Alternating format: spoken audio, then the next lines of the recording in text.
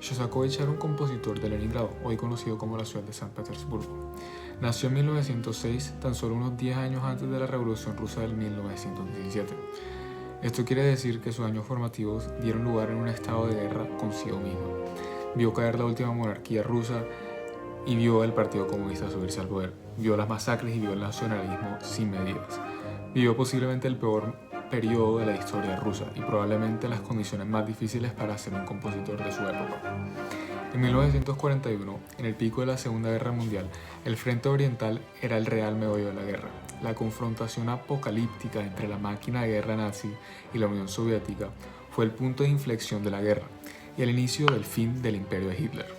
La Operación Barbarossa fue formalmente la invasión alemana de la Unión Soviética y tenía como objetivo 3 puntos claves: Kiev al sur, Moscú al centro y finalmente Leningrado al norte. El avance alemán parecía ser un paseo en el parque. Los rusos tenían una fuerza militar abismal en comparación con la alemana. La invasión se veía fuertemente a favor de Hitler. Esperando el ataque, miles de habitantes de Leningrado cavaron trochas antitanques y establecieron perímetros alrededor de la ciudad para protegerla. Al llegar a Leningrado, en lugar de atacar directamente, Hitler ordenó asediar la ciudad, desconectando a la población del resto de la Unión Soviética, desconectándolo de los recursos de la Unión Soviética. Hitler planeaba en esencia esperar a que todos se mueran de hambre, y así comenzó un asedio que duró más de 2 años. Shostakovich duró el primer mes del asedio dentro de la ciudad hasta que fue rescatado por ser una figura importante. Estando en Kubichev, una ciudad más adentro de la Unión, estrenó su 7ª sinfonía.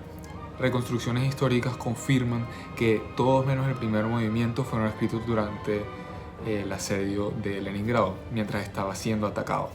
Shostakovich, un cuasi títere de Stalin a este punto, fue prácticamente forzado a escribir una sinfonía inequívocamente rusa, un himno catártico al orgullo ruso y repudio del occidente. Esta sinfonía se estrenó primero en Kubichev, la ciudad en la que Shostakovich estaba, luego en Londres, luego en Nueva York y finalmente 4 meses después del inicio del asedio de Leningrado, sucedió el legendario estreno en esta ciudad bajo ataque. Los músicos de la Radio Sinfónica de Leningrado estaban al borde de la muerte.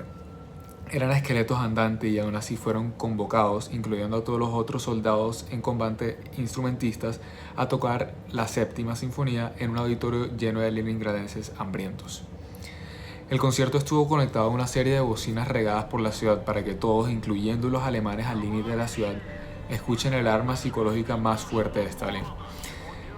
En una ciudad inundada de terror existencial, la música de Shostakovich era como una cobija enorme que cubría la ciudad bajo el calor del patriotismo ruso.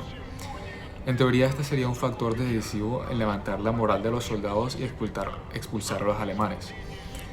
Eso es lo que se puede pensar, pero en realidad el asedio duró casi 2 años más.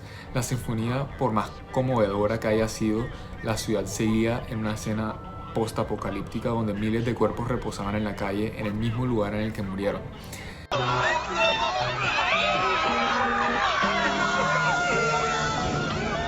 ¡Lo logramos, Patricio! ¡Salvamos la ciudad! La sinfonía efectivamente es una declaración de amor a la madre Rusia, pero Shostakovich veía las cosas como eran. En el primer movimiento, el poder emotivo de la obra va ondulando como una serpiente maliciosa. Los motivos melódicos y el carácter solo lo llevan a uno a considerar si la malicia de la que habla la obra no es tan solo el fascismo alemán, sino el autoritarismo inquebrantable ruso. En las palabras de Shostakovich mismo, hablando de su 7ª sinfonía, la sinfonía no es solo sobre el fascismo, sino sobre nuestro país, sobre la tiranía.